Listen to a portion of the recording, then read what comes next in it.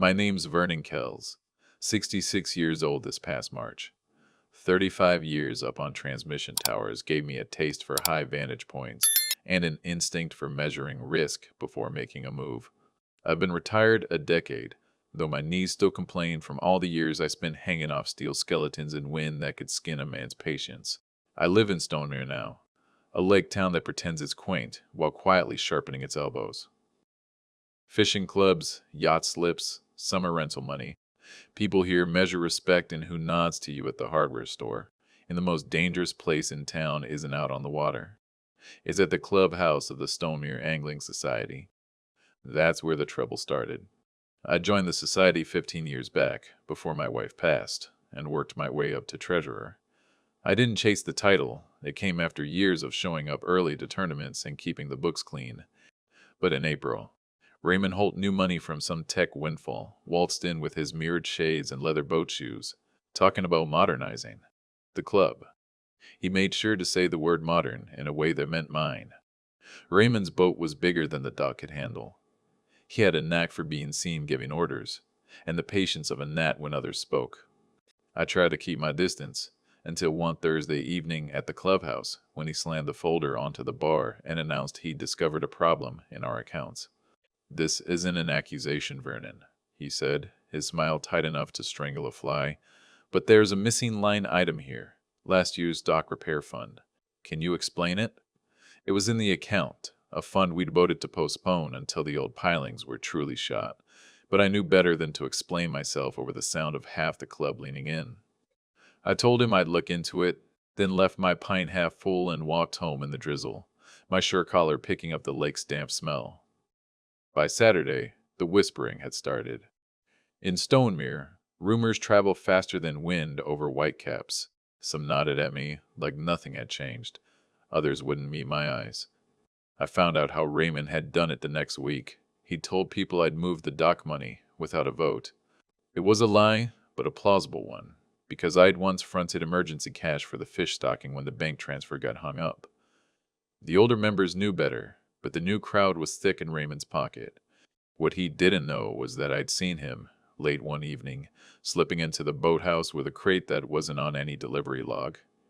He'd stashed it behind the old life jacket rack before locking up. I hadn't told anyone yet. 35 years on towers taught me that you don't shout until you're certain the line's live. 2 weeks later, I got my chance to test it. The annual spring fish fry is the club's unofficial election season, and everyone's in one room.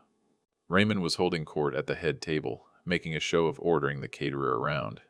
He caught my eye and smiled as if we were in on the same joke.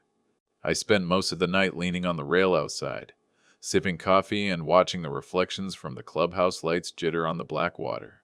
I thought about how a rumor could sink a man quicker than a hole in the hull, and how this feud had already shifted from a nuisance to something that could gut my standing in the only community I had left. That's when I decided I wouldn't just defend my name. I'd take his, and I'd do it without a scrap of paper or a single complaint to the authorities. I went home and opened the old fishing journal I kept since my tower days, pages thick with notes, sketches, and the kind of shorthand that only makes sense to the man who wrote it. I turned to a blank page, drew a line across the middle, and wrote his name at the top. Under it, I started listing every habit, ally, and loose thread I'd ever noticed about Raymond Holt. At the bottom of the page, I wrote one more line in block letters: the crate in the boathouse. By the time the loons started calling across the lake, I had the first draft of a plan. I began with what I knew. Raymond loved an audience. He'd never lift a finger in secret unless he thought it would stay buried. That crate in the boathouse was my lever.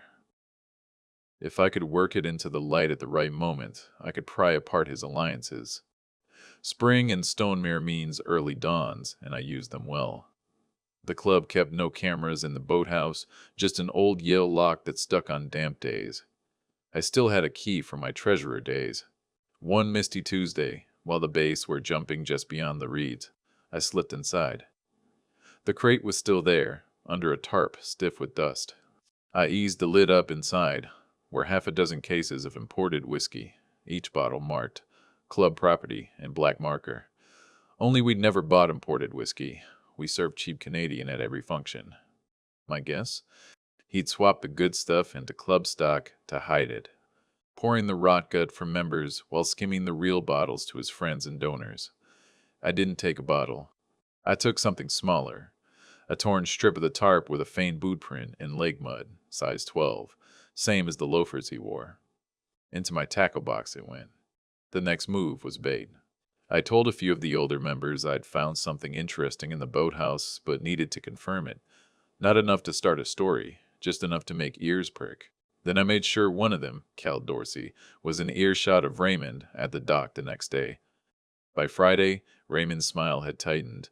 He stopped greeting me by name. Good. That meant the hook was set. The twist came sooner than I expected. At the Saturday luncheon, Raymond stood and made a speech about transparency in club operations. Then he announced a new policy, random inspections of all club property, starting with the boathouse. The smirk he aimed at me told me he thought he'd flush my hand early. I kept my seat. Let him open the crate in front of everyone, show off his imported whiskey, claim it was a donation he hadn't gotten around to sharing. His story would be plausible enough, if not for the other surprise I'd prepared. When the crowd shuffled into the boathouse behind him, the crate was there all right. Only now the bottles were gone, replaced with a jumble of old life jackets and frayed dock ropes. And on top sat a note in block letters. Nice. Try. I'd moved the whiskey 2 nights earlier, stashing it in the shed behind Cal's bait shop. Only Cal and I knew where. The empty crate left him exposed without proof to wave around. He looked like a magician whose rabbit had bolted. The members muttered. A few laughed under their breath. Raymond kept smiling, but it had the sheen of wet paint over rotten wood. Seems the stock's been misplaced, he said, too quickly. We'll track it down. Afterward, I lingered by the lake, letting him stew. He came out alone, jaw tight. You're playing a dangerous game, old man, he said quietly. Dangerous games are the only ones worth playing, I told him. What I didn't say was that he'd just tipped his hand. His panic meant the whiskey wasn't just pilfered stock. It was tied to someone he needed to impress or pay off. That gave me a whole new angle. The next morning, I dropped in on Cal with a thermos of coffee and an idea. We'd find the whiskey at a summer barbecue hosted by one of Raymond's biggest allies, Darla Hensley, who loved to showcase her lakeside patio to the club. Only, we wouldn't return the bottles. We'd seed them where they'd be seen by the right eyes, with just enough suggestion that Raymond had been hiding favors for select friends. Cal chuckled over his cup. That'll set the cat among the gulls. By Tuesday, I'd made my quiet calls, ensuring Darla's nephew, a gossip with a memory like a ledger, would be present at her next gathering. I didn't have to tell him what to notice. The plan was taking shape, but a feud like this was a living thing. You had to feed it carefully, keep it hungry, but not bloated.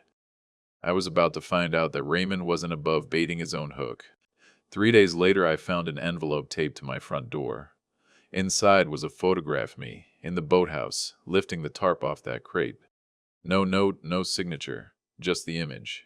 It was a warning, but also a mistake. If he'd been watching me that night, he already knew the whiskey was gone before his big inspection. Which meant he'd staged that scene knowing he couldn't produce the goods, and had hoped to spin the loss into something that would hurt me instead. That gave me an opening, if I moved before he did. I didn't sleep much that night. Years of tower work trained me to respect the wind before it changes, and I could feel this feud shifting direction. Raymond's photograph wasn't just a threat. It was leverage he thought he could use, probably at the next members' meeting. If he hinted that I'd stolen club property, even without proof, enough of the newer members might believe it. That meant I had to turn his own weapon against him, fast. The key was the photograph itself. It showed me in the boathouse, yes, but there was something else. Blurred in the background, between the crate and the door. A sliver of blue hull paint, the exact shade of Raymond's speedboat. That paint only lined up with the boathouse window from one place, the little service dock, which meant he'd been there, close enough to see me, on a night he wasn't scheduled for boathouse access. If I could get him to deny it in front of the right ears, the rest would fall into place. The opportunity came with Darla's barbecue. Her patio smelled of cedar planks and grilled trout. Members milled around, drinks in hand, pretending not to angle for gossip. I'd slipped 2 bottles of Raymond's whiskey into the open cooler by the grill, accidentally, leaving the club property marks facing up. Sure enough, Darla's nephew spotted them within minutes, calling over anyone who'd listen. The murmurs spread like ripples from a tossed stone. Raymond arrived half an hour later, smile tight, eyes scanning for allies. He spotted the bottles, then me. Funny what turns up at these things, I said, just loud enough for the knot of people nearest us. He forced a laugh. You've been spending a lot of time in the boathouse lately, Vernon. I could say the same to you, I replied, letting my gaze linger on the blue of his boat moored just down the dock. In fact, I think you were there the night I found that crate. His eyes flickered, a tell, quick but clear. No, I wasn't, he said flatly. That was all I needed. I pulled the photograph from my pocket and handed it to Cal, who stood behind me. Cal studied it, nodded slowly, and passed it to the nearest member. Looks like his boat right there in the window, Cal said, his voice carrying. The group closed in, each person taking a turn with the picture. Raymond reached for it, but no one handed it over. The conversations got sharper, glances darting toward him, toward the whiskey, back again. It wasn't a legal trap. It didn't need to be. In Stonemere, a man's word is his currency, and he'd just been caught lying about where he'd been and what he'd stashed. By dusk, Raymond had made an excuse about urgent business and left early. He didn't show up to the next club event. Within a month, he'd put his boat up for sale. Darla, who never liked surprises that made her patio look bad, quietly pulled her support. Without her, and without his imported bribes, the newer members drifted away from his camp. I didn't gloat. Not openly. I went back to fishing mornings, mending line in the afternoons, keeping my own counsel. The final twist came in July, when I was clearing the weeds from my shoreline. I spotted a crate bobbing near the reeds, waterlogged and split along one side. Inside were 2 bottles of that same whiskey, labels peeling from the damp. No marker this time, no club property. I could have tossed them, but I didn't. I set them on my dock, corks to the sun, where anyone walking past could see. By evening, 1 bottle was gone. 2 days later, so was the other. No one mentioned them, and I never saw Raymond again. It struck me then. He might have left the crate as a message, or as an apology he didn't have the backbone to make face to face. Either way, it didn't matter. I'd won the feud without filing a complaint or showing a ledger. I'd simply made sure the right truths were seen by the right eyes. On a still August morning, I sat at the end of my dock with a line in the water, lake mist curling around my boots. A fish tugged once, twice, then let go. I reeled in slowly, smiling to myself. Sometimes you don't need a hook what's biting. Sometimes it's enough to let it swim off, knowing it's been fooled once and won't forget it.